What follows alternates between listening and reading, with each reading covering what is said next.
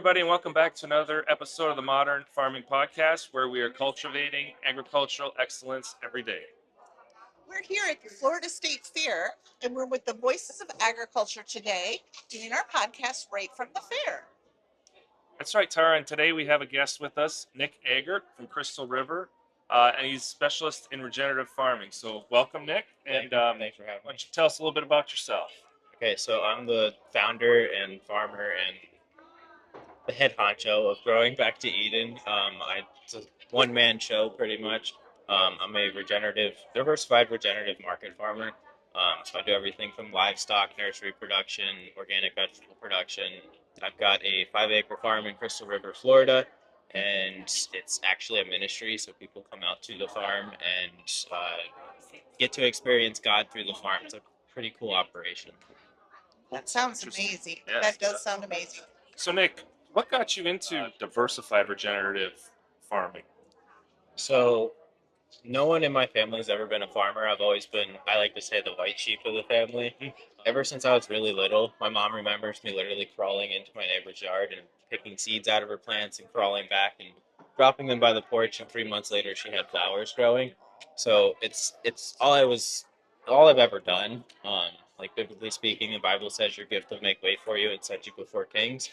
And I mean, throughout the years, by the age of 21, I was consulting for 2 billionaires all over the country, running 20,000 acres off grid in Montana to 200 acres in Virginia for the founder of that video game Farmville.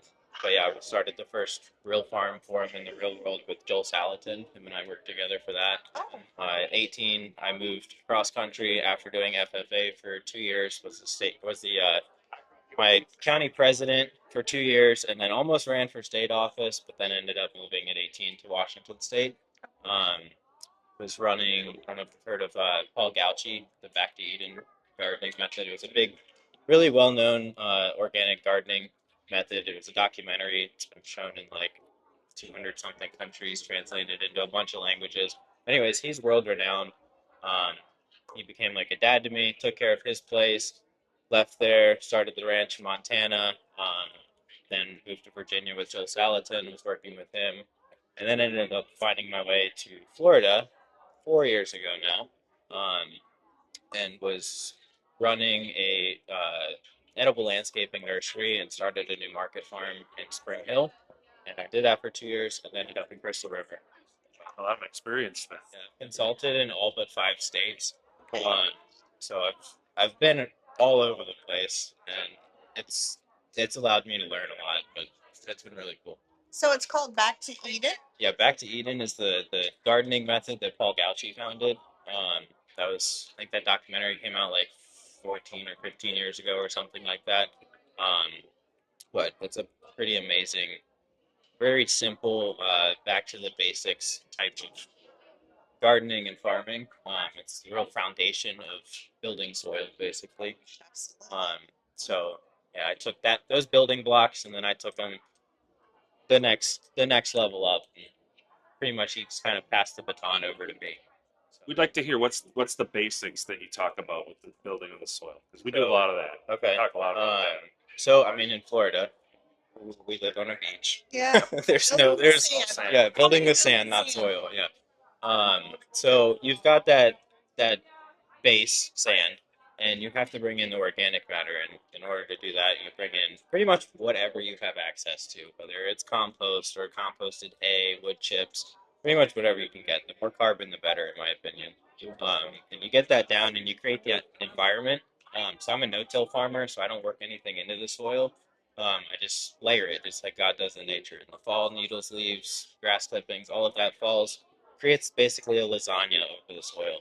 Once that organic matter's there, then you got to basically inoculate it because it's sand and there's not much biology going on naturally. So get it inoculated, get that beneficial bacteria, microbes, fungi, all the good guys back into the soil. They actually do the work of pulling that organic matter that you've layered deeper into the soil and building nutrients, sequestering carbon, um, basically creating an environment for the plants and grass or whatever you're growing to really thrive. Sound familiar to? It That does. is It does. that is what Green Jeans is all about. Nice. Got numerous farmers, scientists, consultants. They all said exactly what you just said. That's the best way to do it. Yep. And it's 100%. Our food is getting better by the minute. Yep. The more people that use it. Yep. Absolutely. So tell me how you do that with animals, because I'm not very familiar with the animal Okay. take on regenerative. So just a lot of rotational grazing during the winter when there's no rain and no grass. I roll bales of hay out. So yeah, half that hay gets stomped into the ground, so that's adding organic matter. The other half gets eaten. Right now, I'm just doing sheep. I used to do a few hundred meat birds every year on pasture. Yeah, so it's mostly a lot of rotational grazing. I got like 18 sheep right now. Say 12 of them are all pregnant. The rest are wethers. They're going to get butchered in the spring. And I actually rotate them throughout the neighborhood. So I've got a lot of really awesome neighbors with anywhere from 3 to, I think the biggest pasture in the neighborhood's 10 acres. But I've got a bunch of them. So I actually walk the sheep down the street every morning, put them in somebody else's yard, and then bring them home for the night so the coyotes don't get them. The next morning, take them somewhere else. I just rotate them through. So it helps with disease and pest management. Uh, Allows the grass to rest and grow, and the sheep love it, and the neighbors really love it because they get to look out the window in the morning and see the whole herd running down the street. And they just follow you. Oh yeah, yeah, yeah. That is so cool. They know my voice. What's one positive and one challenge from working in Florida? Because you've been all over the country. Okay, so well, the last 2 years of starting this farm, the first season, my growing season, September through June, so I go through the winter. I get the lovely hurricane season the whole time. So built the farm last year, put all this money into it, got all the compost spread, and then got hit with 3 hurricanes back to back.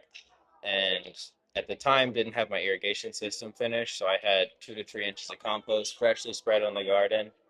That turned hydrophobic, and that first storm that hit, I sat on the porch and literally watched the whole garden float up and wash into the neighbor's field. Oh, And that was 4 semi-truckloads of compost. oh, So that was last season. Then it took, I don't know, 2/3 of the season to build back all the nutrients, re-amend, and save up the money to put it all back out there. And then last year we had 17 hard freezes up there that I wasn't really expecting. The 2 years prior, it wasn't that bad. And all of my row covers were on back order. So between nutrient loss, compost loss, crop loss because of the freezes, and then this year getting hit really hard with the cold. It was 16 degrees for 2 nights in a row last week. it's been cold. It's been brutal. It is what it is. It's farming. You gotta be. What do you say? You gotta adapt or die. You gotta roll with it. Yeah. So there's some challenges, but it's still worth it at the end of the day. When all my customers, they come to the farm from market right at the farm. They love it. They love the experience of getting to come. I pick it fresh too, so I don't pre-pick everything and put it on the booth. They have a chalkboard that they get to see everything that's available, and they basically place their order. I run out there and get it picked fresh for them, so they get to watch it picked, washed, and go into their car to go home with them. And so that whole experience just one, it makes it worth it for me because I love seeing the joy on their faces and hearing them the next week saying, "Wow, it's the best produce I've ever had." Yeah. So yeah, there's all the challenges, but they make it worth it. Just feeding the community and building that farmer to consumer relationship. You're doing that all by yourself? Pretty much. Pretty Yeah, much. I get a couple volunteers helpers. out there. My friend Marta, she's a retired landscaper, like I think 40 years. She loves coming out, helping with the nursery production. I do a lot of like grafting, propagating, all kinds of stuff, and she loves working in the nursery, so she helps with that. There's a girl Anna who comes out and helps pick stuff once a week. So yeah, but for the most part, it's just me. Interesting. So you open up shop Every folks come Saturday, up, 9 to 1. 9 to 1. Folks come up, Yep. see what you got. Yep. And what are some of the produce that you've been selling? Through the winter months, it's a lot of greens and root crops. So typically beets, carrots, my salad mix. Everybody goes crazy for salad mix.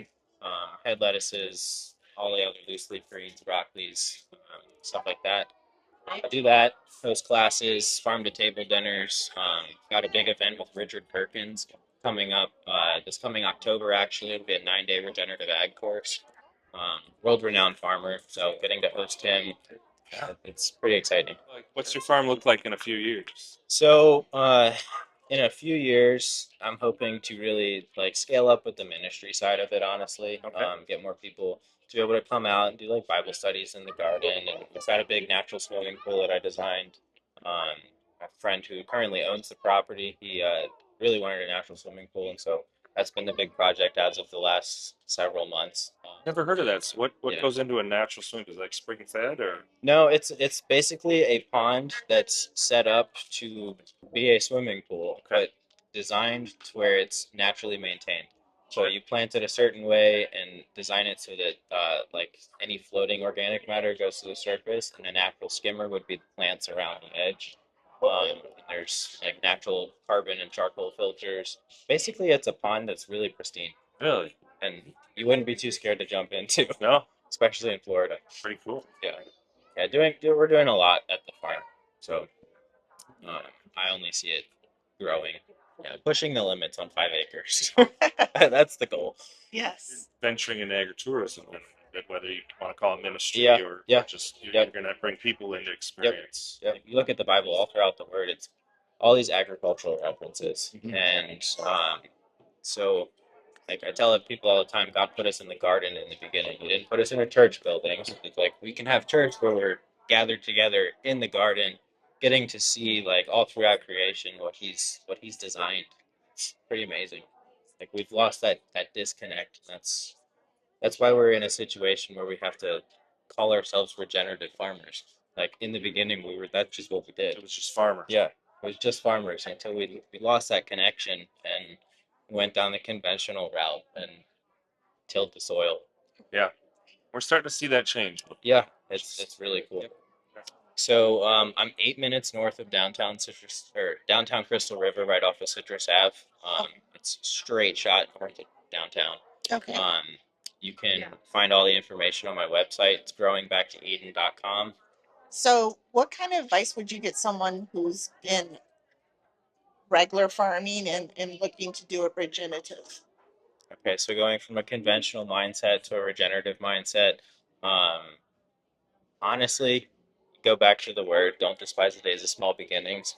Do one small thing at a time. Like you don't have to completely like ditch all your spray rigs, but maybe find a natural thing that you can be spraying to maybe turn your Roundup rig into a inoculation thing where you can spray biologicals over your crops and do one small step at a time. Because I mean, going from a conventional system, it's a hop, skip, and a leap from the whole full blown regenerative agriculture. Um, so yeah, don't despise the days of small beginnings. Take your time, um, and just really spend time learning and figuring out how you can slowly transition that.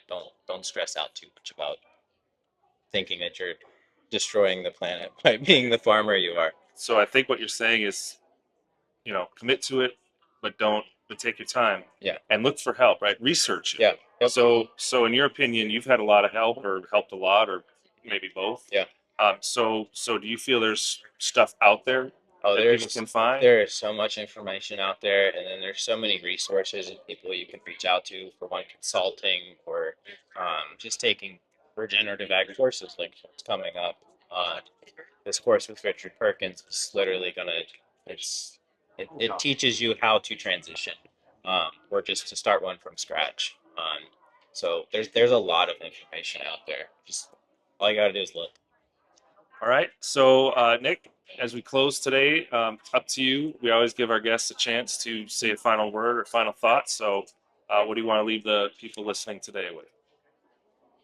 Pay attention to where your food's coming from. I tell people all the time, like, I mean, they ask me, they're like, well, what do you spray on the garden? I'm like, I don't spray anything. Uh, like, I remind them, I'm like, when you eat healthy and when you're living a healthy lifestyle, do you get sick? The answer's always no.